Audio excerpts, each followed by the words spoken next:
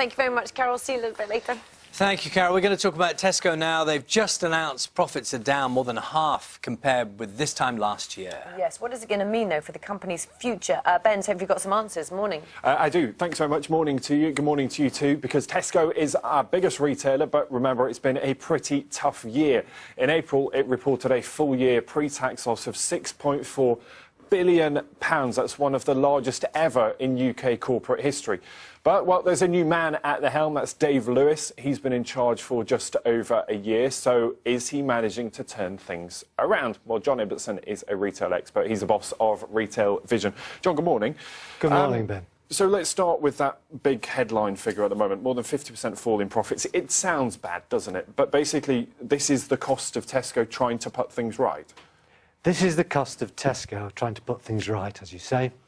Tesco is not profitable, they've got too much debt, and they're losing market share. Right? And it's the cost of putting that right. And Dave Lewis, as we said, in charge for just over a year. And what's so interesting about his strategy is that he doesn't really tell us a lot, does he, about what he intends to do? I mean, we've talked about cutting costs and closing a few stores, but he tends to talk about it afterwards and seeing what he can deliver before he makes it public. Dave Lewis just goes ahead and does it, right? He's a decisive manager. He knows what he's doing. He's been in there 14 months, right?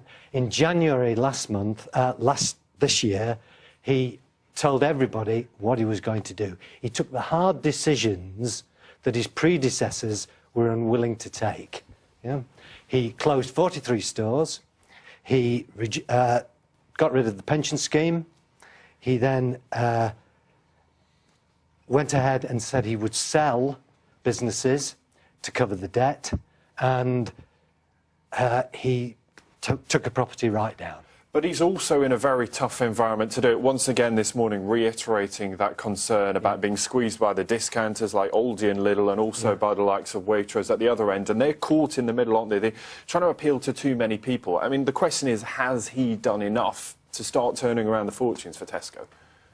He hasn't done enough yet, but you've got to give him time.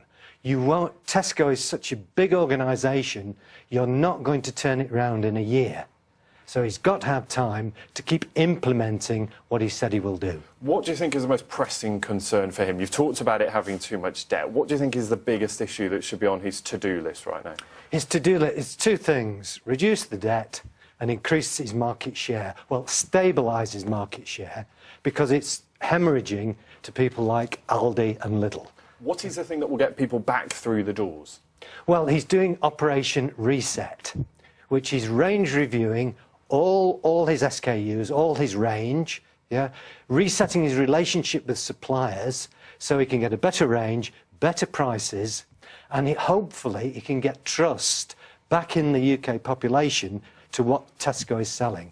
That's one of his biggest things that he's got to do. And he's doing that. And one we'll be watching very closely. John, for now, thanks very much. John Ibbotson there, who's the retail consultant and the boss of Retail Vision. I'll have more on this. We've got an interview with Dave Lewis, that's just coming into us now. We'll bring it to you as soon as we've got it. I'll see you. Very interesting to hear all that, Ben. Thank you.